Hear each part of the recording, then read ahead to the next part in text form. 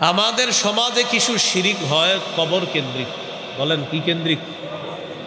কবর কেন্দ্রিক কিছু শিরিক হয়, মাজার কেন্দ্রিক কিছু শিরিক হয়।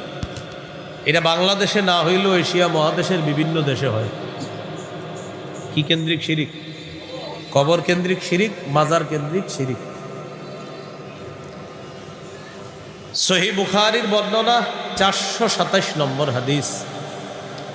রাসূলুল্লাহ সাল্লাল্লাহু আলাইহি সাল্লামের দুইজন বিবি, একজনের নাম উম্মে হাবিবা, আরেকজনের নাম উম্মে সালামা রাদিয়াল্লাহু তাআলা আনহুমা।